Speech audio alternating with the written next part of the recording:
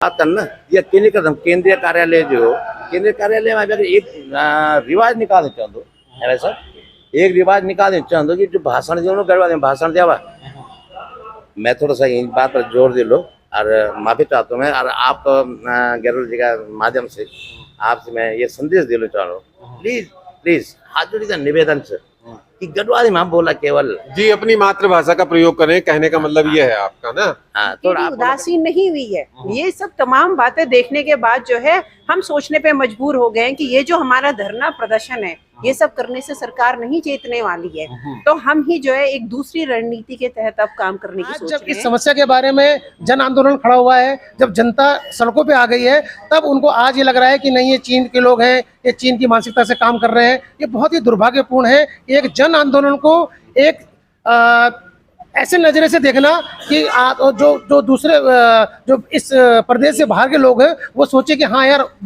सच में कुछ न कुछ ऐसा होगा। ये बहुत ही दुर्भाग्यपूर्ण बयान था और इसके लिए उनको माफी मांगता हूं। नमस्कार, मैं हूं जयवीर पुंडीर और आप देख रहे हैं हिमालय दर्पण उत्तराखंड। इस समय मैं उत्तराखंड क्रांति दल के केंद्रीय कार्यालय में मौजूद और मेरे साथ में ढेर सारे जो पदाधिकारी हैं वो मौजूद हैं। सभी का स्वागत है, अभिनंदन है आज के इस कार्यक्रम में और बातचीत करेंगे जिस तरीके से प्रदेश की स्थिति बनी हुई है उसको लेकर सारी बातचीत होगी और उत्तराखंड क्रांति दल की जो भूमिका है उसको लेकर बातचीत होगी। बहुत सारे जो लोग हैं वो जानना चाहते हैं आखिर उत्तराखंड क्रांति दल ऐसी परिस्थितियों में क्या कर रहा है। मेरे साथ सबसे पहले जो दीपक रावत जी हैं उन्हीं से जानने की कोशिश करते हैं। दीपक रावत जी, किस तरीके से देख रहे हैं? बहुत सारे लोग उम्मीदें करते हैं उत्तराखंड क्रांति दल से और ये सारे मामले चल रहे हैं, अब वो खटाई में जाते नजर आ रहे हैं और यूकेडी की भूमिका क्या रही है और क्या रहने वाली है, किस तरीके से आप इसको देखते हैं?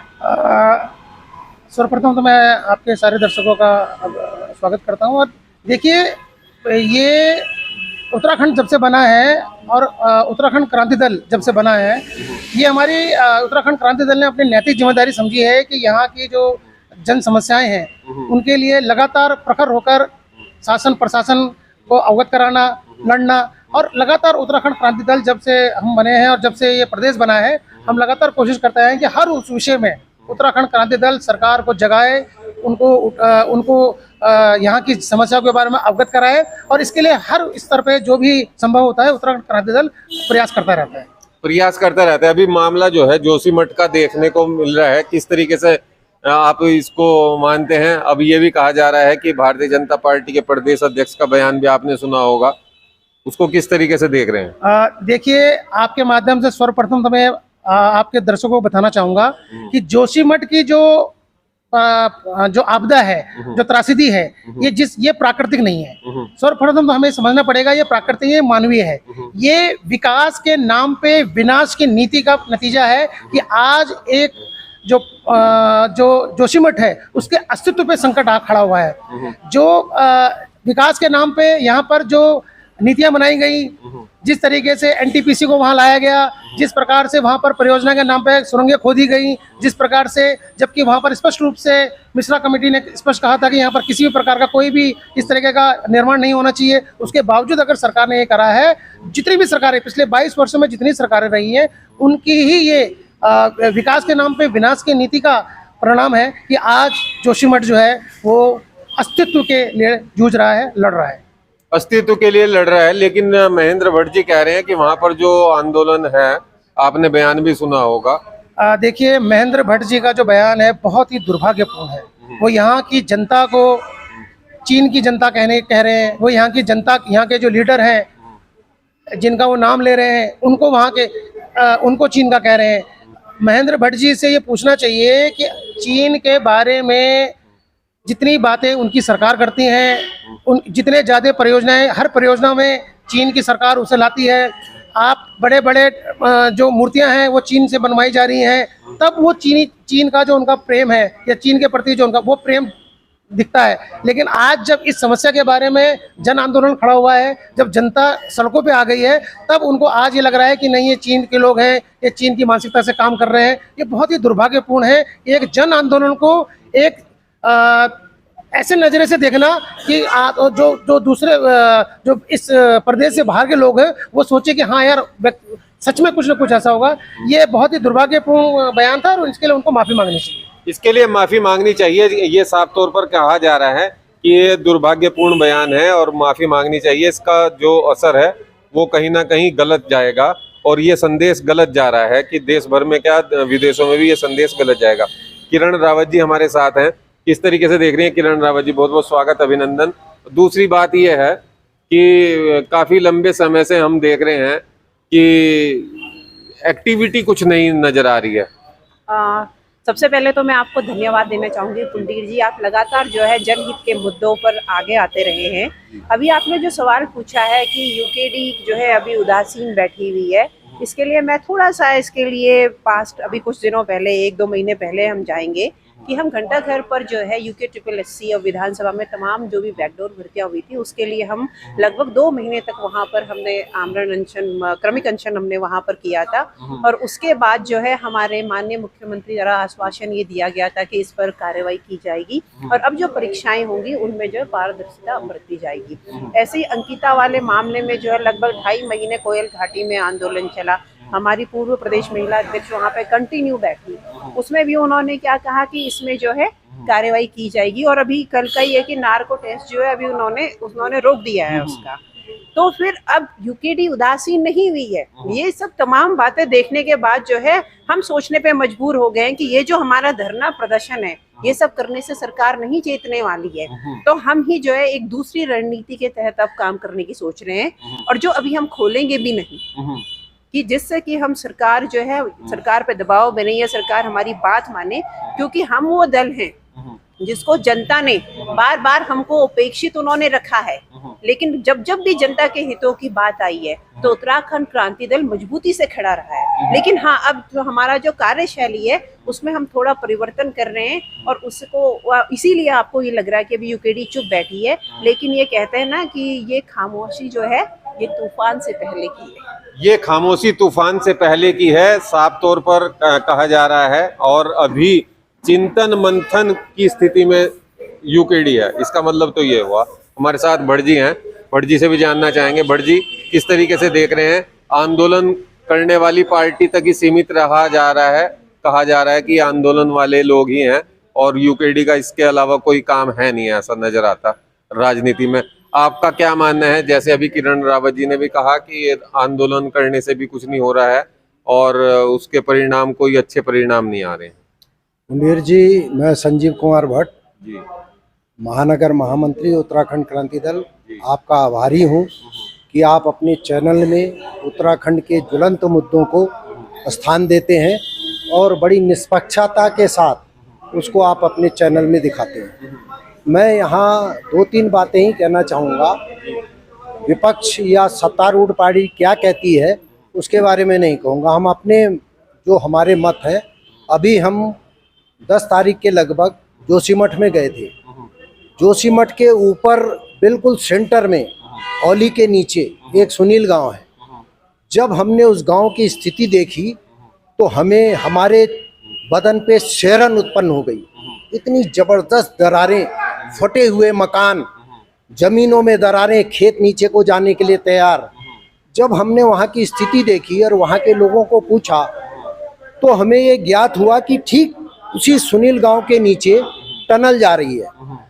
और वो ये बताते थे कि हम जब ये टनल का काम हो रहा था तो ब्लास्टिंग की आवाज़ें उनको धरती पे महसूस होती थी।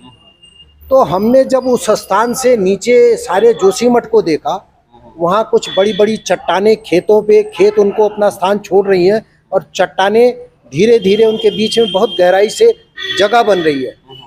हमने कल्पना की, जब हमने सोचा, वहाँ देखा कि कल को जब ये ज़मीन छोड़ेगी और ये बड़े बड़े बोल्डर जब नीचे जाएंगे तो ये सारे जोशीमठ को बर्बाद कर देंगे, क्योंकि वो ठीक उसके चोटी में सेंटर में है। और उसका जब हमने निरीक्षण किया, देखा, हम साइंटिस्ट तो नहीं हैं लेकिन फिर भी प्रभु ने सभी को इतनी दिमाग दिया होता है कि वो उस परिस्थिति को देख के, उस जगह की स्थिति को देख के उसको ये समझ में आ जाता है कारण क्या है। हमें ऐसा कोई प्राकृतिक कारण वहाँ दिखाई नहीं दिया। अब ये वैज्ञानिक चाहे कुछ भी कह रहे हैं, इनके बारे में मैं प्रश्न नहीं लगाऊंगा, लेकिन जो हमारी अपनी समझ वहाँ देखी हमने, हमें ये लगा कि वहाँ जो सुरंग का निर्माण कार्य हो रहा है, जिसके कारण उन्होंने पृथ्वी के अंदर जो हमारी ज़मीन के नीचे जो वहाँ बताते हैं कि नदी का एक तालाब था, उसको इन्होंने छेद करके गलती से बिना किसी भूवैज्ञानिक से जांच कराए जल्दबाजी में इन्होंने उसको ड्रिल करके छेद कर दिया, जिससे पानी का बहुत सुराव हुआ, इनकी मशीन भी फंस गई। कारण ये है उनका काम करने का गलत तरीका, जिसने इस तराशी को उत्पन्न किया। नंबर 1, अब यही कारण से पूरा जोशीमठ खत्म हो रहा है। अब मैं दूसरी बात पे आऊँगा। हमारा उत्तराखंड क्रांति दल का आंदोलन हुआ, बहुत लोगों ने कुर्बानी दी। इन पे हमारा ये देश लोकतांत्रिक देश है।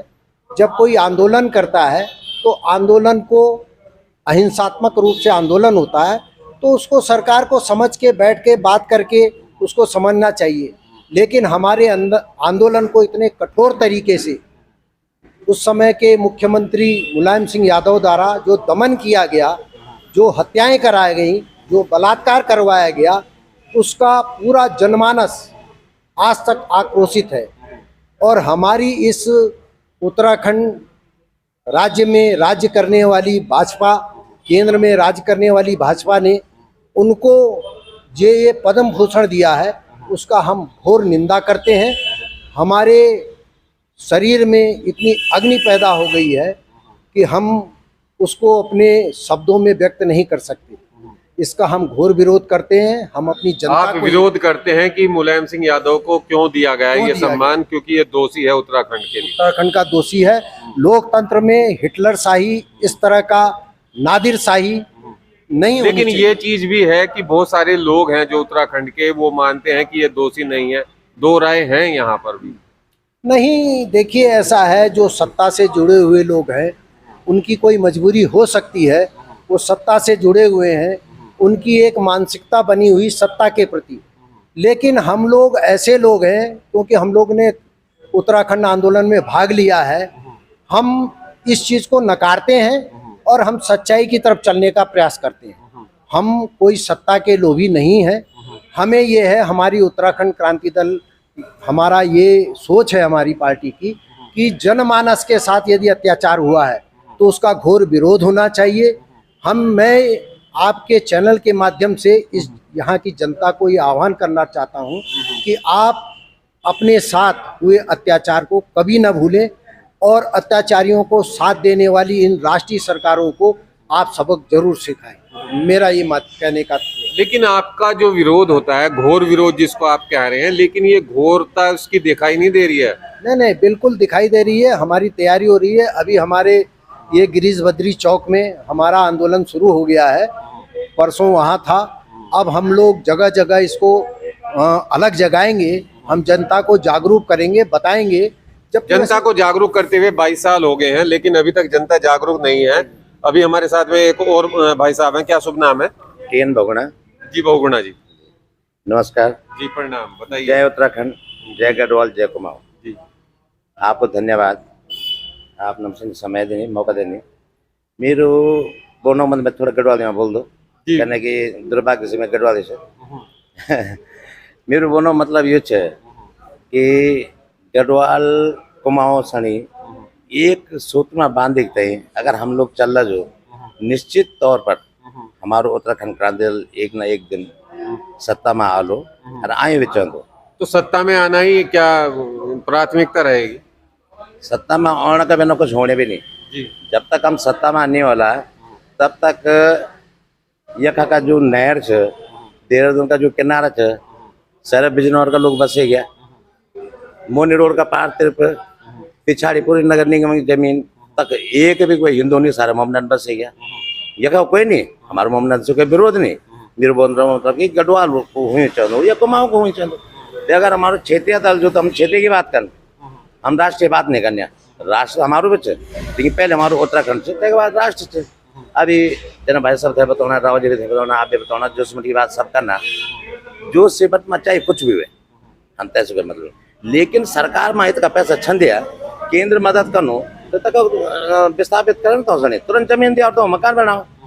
ज्यादा वो नहीं बात है। जब भी बेचारा मर जाला तब फायदे क्या हुए, ये सरकार से तुरंत तक कर चंदो ये सरकार एक छोटी सी बात देहरादून में विक्रम चलना तो सनी बंद करोना एक राकेश ओबराय बीजेपी को नेता उद्योगपति तेका बोन पर मुख्यमंत्री बात होने की मैजिक लगाओ जी मैजिक दिलाओ यो सनी 5-6 लाख के बेचारा मैजिक ले ला और फिर भी हटाने लगे मेरे बोनो मतलब ये खा ले कि एक आदमी की बात मुख्यमंत्री सुन लगी हो जो सिमट में इतना भयंकर प्रलय होएगी तक होती ध्यान नहीं देना मुख्यमंत्री जी ये गलत बात है होगी तो हम लोग सनी एकत्रित होते हैं कुमाऊं गढ़वाल सनी कुमाऊं में बोलो और गढ़वाली में बोलो जरूर नहीं हिंदी में बोलनी जैसा हिंदी समझ में आवा डेर रहो न ते हम वोट देण न ते हिंदी में बोलने जरूरत है हिंदी में हम बात कर तो दिल्ली को होला अगाड़ी को होला हिंदी हमारी राष्ट्रीय भाषा से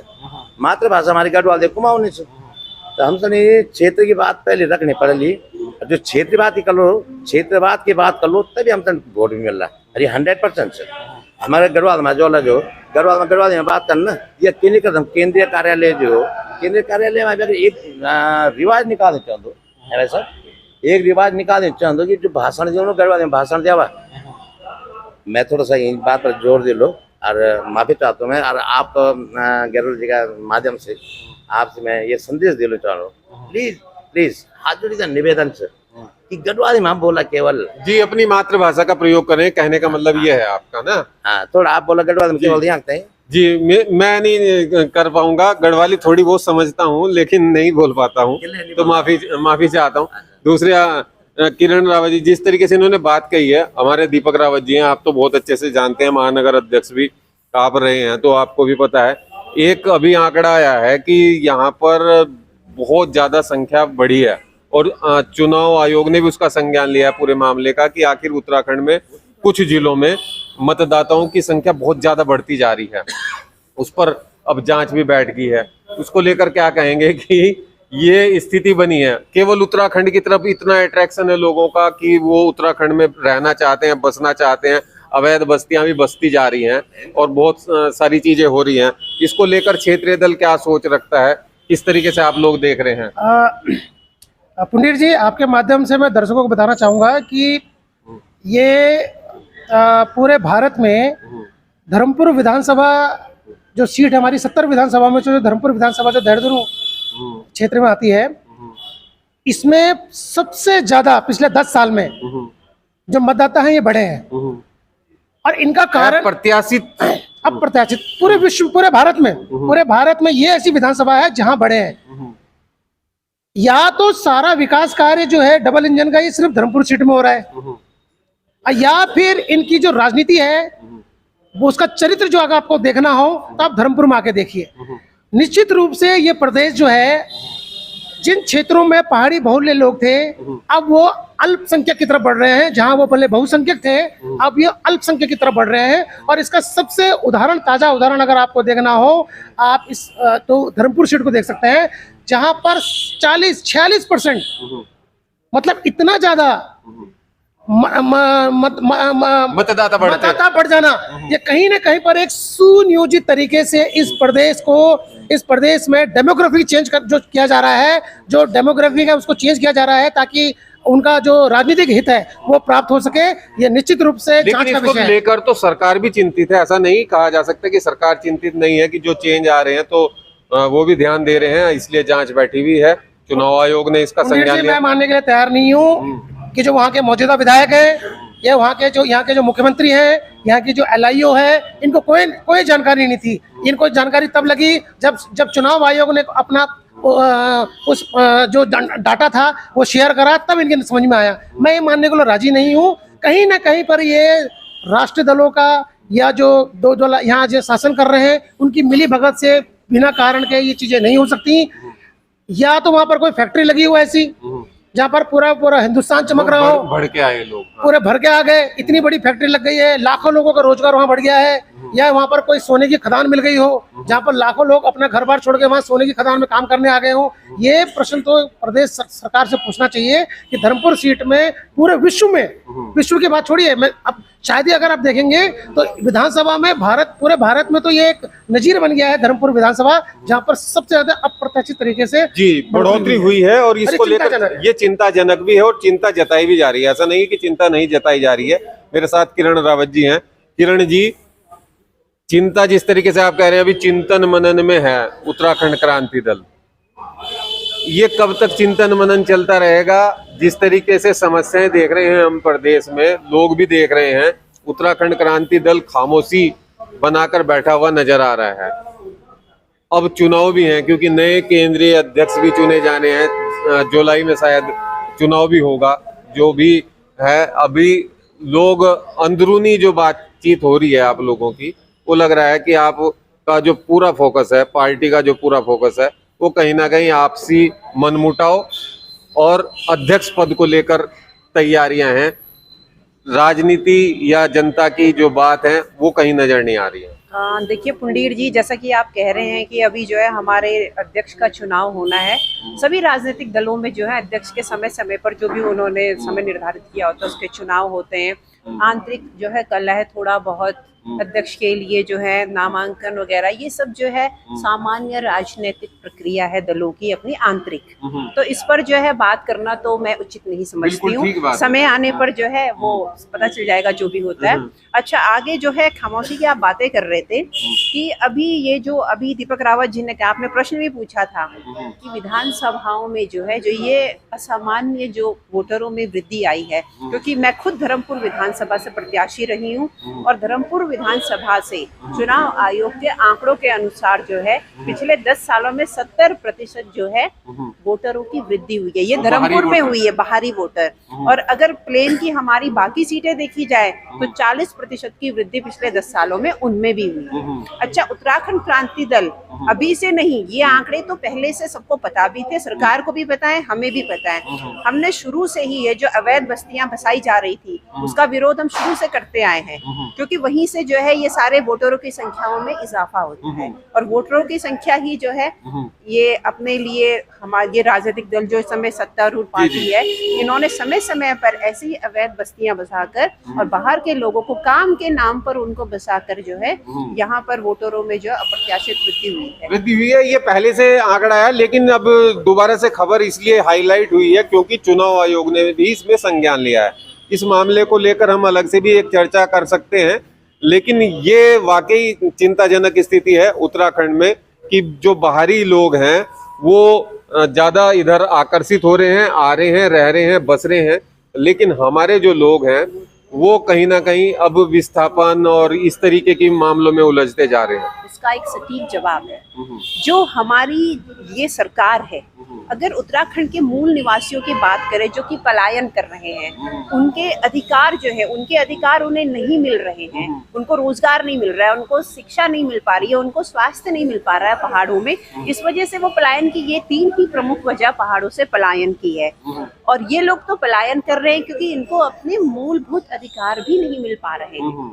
और जो बाहर के लोगों को यहाँ पे बसाया जा रहा है उनके तो मूलभूत अधिकार है ही नहीं ना। वो तो लड़ाई नहीं करेंगे, वो धरना प्रदर्शन नहीं करेंगे, तो सरकार को कैसे? लेकिन वो रोजगार तो कर ही रहे हैं। रोजगार तो वो वैसे भी कर रहे हैं। अगर बिहार से आए हुए लोगों की बात करें तो यहाँ पर कंस्ट्रक्शन में जितनी भी लेबर काम करती है उसमें से आधी तो बिहार से आती है। तो इसका मतलब ये तो नहीं है कि वो तो रोजगार के लिए आए हैं ना। अगर भारत का भी कोई आदमी विदेश जाता है तो फिर वो वहां पर जो उसका वीजा लगता है वो क्या उसका परमानेंट लग जाता है। पढ़ने जाता है तो स्टडी का लगता है, वर्क के लिए जाएगा तो वर्क का लगेगा।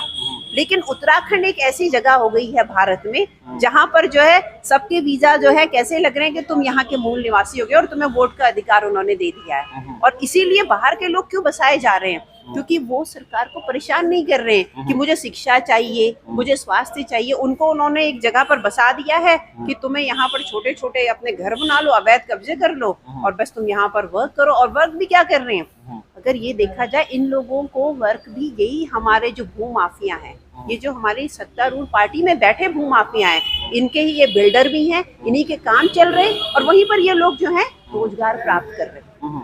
वहीं पर रोजगार प्राप्त कर रहे हैं। एक बारी देखना कि चल रहा है, कट कर दो, ब्रेक ले रहे हैं थोड़ा छोटा सा, उसके बाद आते हैं। स्वागत है आप सभी का। एक ब्रेक लिया था, ब्रेक के बाद में अब फिर से चर्चा हम जारी रखेंगे। किरण रावत जी कुछ कह रही थी और साथ में भट्ट जी हमारे साथ में जुड़े हैं और बहुगुणा जी भी जुड़े हुए हैं, दीपक रावत जी भी जुड़े हैं, और जितने दर्शक इस कार्यक्रम को देख रहे हैं उन सभी से अनुरोध करूंगा कि आप लोग वीडियो को शेयर जरूर करें और जो विचार आप देना चाहते हैं, कोई सवाल अगर आपका है तो वो भी जरूर कमेंट करके आप बताएं। और ज़्यादा से ज़्यादा जो लोग फॉलो नहीं कर पाए हैं पेज को, वो फॉलो कर लें।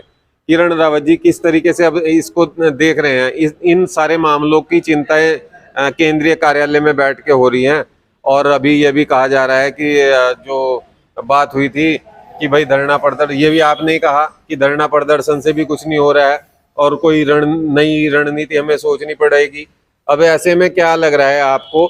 बहुत सारे लोग हैं, अभी अंदर से खबरें इस तरीके की भी आ जाती हैं कि भाई पुराने हो गए हैं, अब नए कंधों पर कमान आनी चाहिए।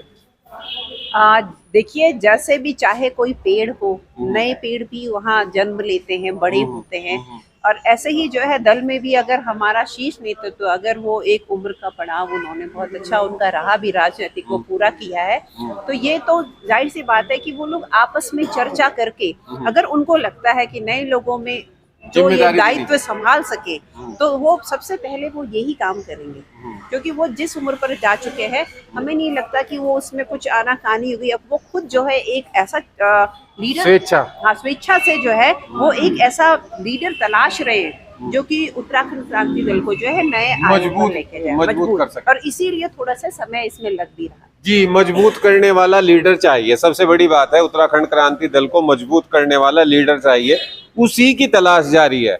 लंबे समय से ये तलाश जारी है, कब खत्म होगी ये तलाश? आऊंगा दीपक जी आपके पास भी, जरा भट्ट जी से जान लेते हैं। कुंडीर जी, अभी आपने एक प्रश्न किया था कि आपका उत्तराखंड क्रांति दल कहाँ है। मैं आपको बताना चाहूँगा कि उत्तराखंड क्रांति दल के पास संसाधनों की कमी है, और दूसरी जो हमारी राष्ट्रीय पार्टियां, उनके पास बहुत संसाधन है। तो यहाँ अंतर ये है, उत्तराखंड क्रांति दल जमीन पे काम कर रहा है, वो हवा में काम कर रहे हैं। हमारा एक एक कार्यकर्ता बड़ा खामोशी से लोगों से जनसंपर्क करके हमारा सदस्यता अभियान चल रहा है। इस तरह हम जो है संसाधन नहीं है, लेकिन फिर भी हमारा एक एक कार्यकर्ता काम कर रहा है। नहीं भट्ट जी, अभी कितने सदस्य हैं उत्तराखंड क्रांति दल के? उत्तराखंड क्रांति दल में जो हमारे महानगर में ही हमने अभी पिछले, आपको 3 महीनों की मैं बात बता रहा हूँ, 3 महीनों में हमने कम से कम 3000 कार्यकर्ता इसमें जोड़े हैं, सदस्य, जिसमें हमारे सक्रिय सदस्य कम से कम 1500 है। 1500 हमारे सक्रिय सदस्य हैं। सक्रिय सदस्य का देहरादून की बात जी, ये मैं महानगर का बता रहा हूँ, क्योंकि मैं महानगर का पदाधिकारी हूँ तो मैं महानगर का ही बताऊंगा। और इस तरह हम काम कर रहे हैं। और रही दूसरी बात, जो ये अभी बात करी गई है कि जो बाहर से लोग आ रहे हैं, मैं आपको बताऊं कि सरकार ने इसको संज्ञान में नहीं लिया है। इसको संज्ञान में लिया है चुनाव आयोग ने। चुनाव आयोग एक स्वतंत्र संस्था है जो किसी के अंडर में नहीं आती है। तो उसने जब संज्ञान लिया, तो जब उसने राष्ट्रीय पार्टियों को इनको ये भेजा मैसेज, तो इनको दिखाना तो था ही। मैं यहाँ एक अपनी उत्तराखंड के लोगों की एक कमी आपको जरूर स्वीकार करता हूँ कि हमारे उत्तराखंड के लोग, चूंकि वो हायर एजुकेशन वाले ज़्यादा हैं, इसलिए छोटे वर्ग, छोटे कामों में परहेज करते हैं, छोटे कामों को नहीं करते हैं, जिसका हमें ये दुष्परिणाम झेलना पड़ रहा है, देखना पड़ रहा है कि बाहर से जो लोग आ रहे हैं वो छोटे कामों को कर रहे हैं। तो हमारा ये प्रयास होगा छोटे कामों को भी आधुनिक तौर पर हमारे लोग करें। ये भी हमारा एक कोना है जिस पे हम विचार कर रहे हैं। ऐसा होगा तो हमें असल में ज़रूरत महसूस होती है तभी आदमी। और दूसरी चीज़ क्या है कि ये जनसंख्या असंतुलन, जो ये असंतुलन कर रहे हैं राष्ट्रीय पार्टियां, इनका पीछे एक बहुत बड़ा कारण है कि कल को जैसे उत्तराखंड क्रांति दल बहुत तेज़ी से अपना अभियान चला रही है, तो इनके मन में कहीं ना कहीं ये डर बैठ गया है कि कल को उत्तराखंड के लोग एक समूह में हो जाएंगे तो हमारा क्या होगा। इसलिए ये जनसंख्या असंतुलन पैदा कर रहे हैं। दूसरी चीज मैं आपको बताना चाह रहा हूँ कि असम में भी ऐसा ही हुआ था। असम में जब इस प्रकार से हुआ, बाहर के लोग आने शुरू हो गए, जब वो तब जागे जब उनके पास विपत्ति आ गई, उन लोगों ने उनके ऊपर राज करना शुरू कर दिया। जो बाहर से लोग आए थे उन्होंने वहाँ के लोगों को दबाना शुरू कर दिया, पैसे से, ताकत से, गुंडागर्दी से। तब वो लोग जागे और वहाँ बहुत बड़ी क्रांति आई है, ये आपने भी पिछले देखा होगा। और वो अहिंसात्मक और हिंसक भी हुई, जो कि देश में बड़े दुष्परिणाम हुए उसके। लेकिन सरकार जागती मुझे लग रहा तभी है, अहिंसा को मानती नहीं है। अहिंसा के लोग बात करते हैं लेकिन अहिंसा से जानती नहीं है। जहाँ भी इसने सरकार ने काम किए हैं वहाँ हिंसा के बाद ही काम किए हैं। तो मैं इसके पक्ष में नहीं हूँ कि हिंसा होनी चाहिए, मैं अहिंसा का ही पक्षधर हूँ। लेकिन मैं आपके चैनल के माध्यम से सरकार को ये निवेदन करना चाहता हूँ कि जो भी अहिंसक आंदोलन है उसको आप तवज्जो दें, उनकी बात को सुने और उस राज्य के हित में काम करें। ऐसा अहित ना करें कि देश में जो है विद्रोह पैदा हो, देश में विद्रोह पैदा हो, इस तरीके की कोई वो ना हो एक्टिविटी। हमारे साथ में दीपक जी हैं। क्योंकि कार्यक्रम का समय भी समापन की ओर बढ़ रहा है, आप सभी से अनुरोध है कि आप वीडियो को शेयर करें और अपने कमेंट जरूर करें। जो लोग हिमालय दर्पण उत्तराखंड को सहयोग करना चाहते हैं वो सहयोग भी जरूर करें। तो आप लोग बने रहिए। और दीपक जी, किस तरीके से आप इसको लेकर देख रहे हैं? अभी भट्ट जी ने बात की है और कि सदस्यता अभियान चल रहा है, नई रणनीति पर काम हो रहा है। किरण रावत जी कह रही हैं, आप लोग कह रहे हैं कि हम नए चेहरों की तलाश कर रहे हैं और केंद्रीय जो कार्यकारिणी है या जो भी पदाधिकारी गण हैं वो कोशिश कर रहे हैं कि कोई एक नया चेहरा शायद अब उत्तराखंड क्रांति दल में देखने को मिलेगा केंद्रीय अध्यक्ष की कुर्सी पर, ऐसा कुछ माना जाए। देखिए, परिवर्तन जो है वो प्रकृति का नियम है, इससे तो कोई इनकार नहीं कर सकता। अब ये तो शीर्ष नेतृत्व को देखना है कि वो जो कार्यभार है नया वो किसके कंधों पे रखना चाहता है। और निश्चित रूप से वो जो निर्णय लेंगे वो हम सभी को स्वीकार होगा और हम सब बिल्कुल तन और मन से लगे हुए हैं। लेकिन जन मुद्दों का क्या होगा? आप लोग आपस में ही भिड़ते रहोगे? देखिए, मैं ऐसा नहीं कहूँगा कि भिड़ते रहेंगे। ये विचारों की जंग है, जो विचारों की जंग है वो आपस में विचार जो है वो आपस में टकराते रहते हैं। इसको भिड़ना नहीं कहते हैं विचारों का। आप क्योंकि हमारे दल में जो है लोकतंत्र लोग बहुत उम्मीदें लगाते हैं भाई। और लोकतंत्र का जो हमारा होता है, हमारा आंतरिक लोकतंत्र जो है वो इतना खुला हुआ है कि हम लोग वैचारिक जंग में आपस में हमारे विचार टकराते रहते हैं। लेकिन इसको हम लोग व्यक्तिगत रूप से नहीं मानते हैं। ये तो एक प्रक्रिया है जिस प्रक्रिया के तहत ये चीजें चलती रहती हैं। लेकिन निश्चित रूप से अभी तक अगर 22 वर्षों में जब से इस प्रदेश का निर्माण हुआ है और जनता जो उत्तराखंड की जनता है जो हमसे चाह रही है एक राजनीतिक विकल्प बनने का, और जो राजनीतिक विकल्प हम नहीं बन पा रहे हैं, निश्चित रूप से कहीं ना कहीं पर हमारे कमियां रही हैं। कहीं ना कहीं पर हम लोग उनकी जो आकांक्षाएं थी जो हमसे उस पर खरे नहीं उतरे हैं। लेकिन इसका ये कदापि मतलब नहीं है कि जो भविष्य है उस भविष्य में हम नहीं उतरेंगे। हम निरंतर प्रयास करते रहे हैं। हमसे पूर्व भी हमारे जो पदाधिकारी थे, हमारे जो नेतागण थे, उन्होंने प्रयास किया और भविष्य में हम लगातार इसमें प्रयास करते रहेंगे और निश्चित रूप से उनकी आकांक्षाओं में उतरेंगे और एक दिन इस प्रदेश का नेतृत्व उत्तराखंड क्रांति दल करेगा। एक दिन इस प्रदेश का नेतृत्व जो है उत्तराखंड क्रांति दल करेगा, ऐसी आशा है और प्रयास लगातार कर रहे हैं। किरण रावत जी के पास आऊंगा फाइनली, क्या कहना चाहेंगे? अब जन मुद्दों की बात अगर हम करते हैं तो जन मुद्दों को लेकर वो चीज नहीं दिखाई देती है जो दिखनी चाहिए, परखर मुखर। देखिए, जन मुद्दों पे जो है उत्तराखंड क्रांति दल प्रारंभ से ही कहता आया है, आंदोलन करता आया है और वर्तमान में भी हम जो है आंदोलनरत हैं। अगर आप अभी कुछ पिछले हम दिनों की बात करें तो MDDA में हमने एक प्रदर्शन वहां पर किया था कि तमाम जो है देहरादून में न तो कहीं पार्किंग की सुविधा है, सारा MDDA के ये जो होटल्स वगैरह हो रही निर्माण किया, अवैध निर्माण हो रहे हैं, उस पर हमने वहाँ पे आंदोलन किया था। और इसमें जो है जंगल बचाओ अभियान एक हमारा चल रहा है कि कैसे जंगल कट के जो है अवैध निर्माण जो है दूर दूर कराए जा रहे हैं, ये हम है।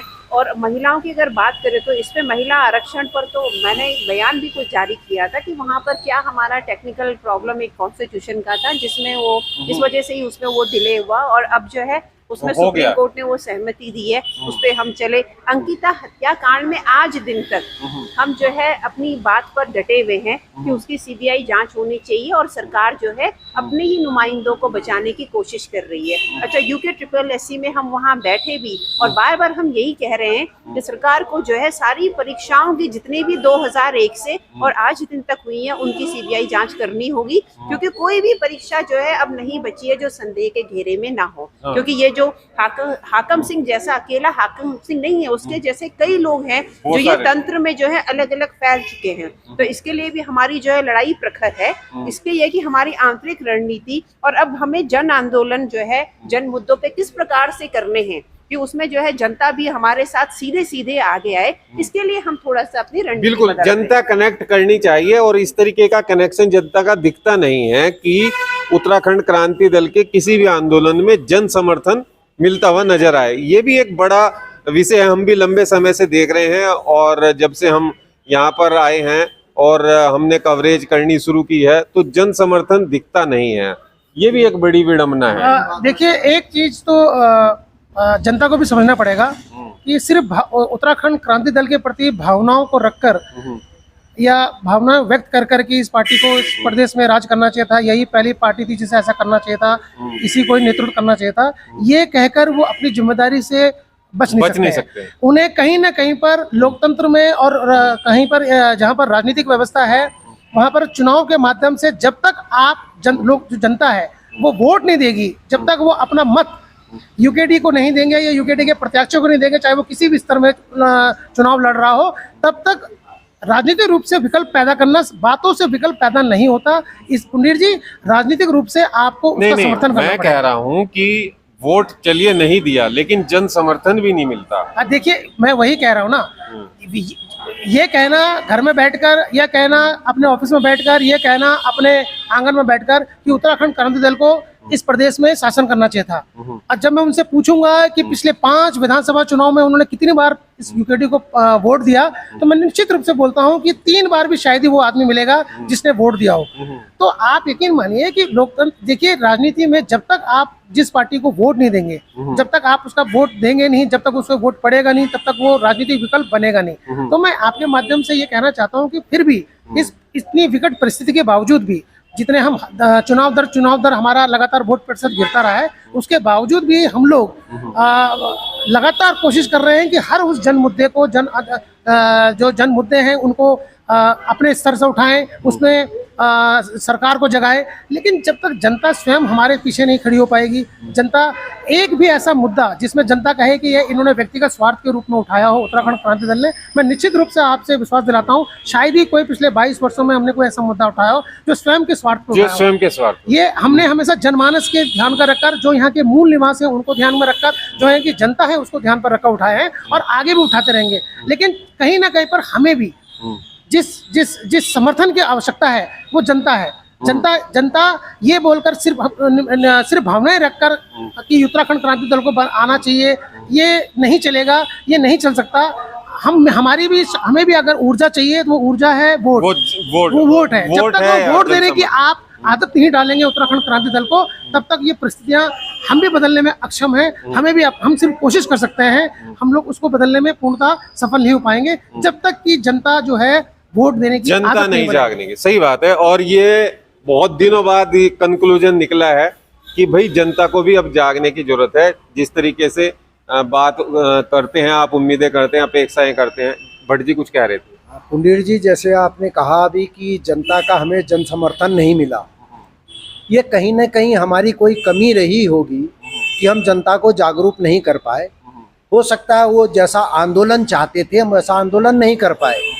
और आप ये जरूर मानिए कि अब हमने जनता के ध्येय को समझ लिया है, क्योंकि हमारे जितने मुद्दे हैं, उत्तराखंड क्रांति दल का जितने मुद्दे हैं वो इस राज्य के हितकारी हैं, इस राज्य के हित के हैं। लेकिन हम कहीं ना कहीं जनता पे अपनी बात को पहुंचाने में असफल रहे। लेकिन अब हम आंदोलन के जरिए, आपने देखा होगा पिछले आंदोलन हमारे लगातार चल रहे, हम आंदोलन के माध्यम से लोगों के पास जा करके अपनी बात को समझाएंगे। जनता की ये शिकायत रही है हमसे कि आप हमारे पास तक नहीं आए, इसलिए हम अब उनके दरवाजे जा रहे हैं। दूसरी चीज, आपने एक बात कही है कि आपके दल में मनमुटाव, ऐसा कुछ नहीं है।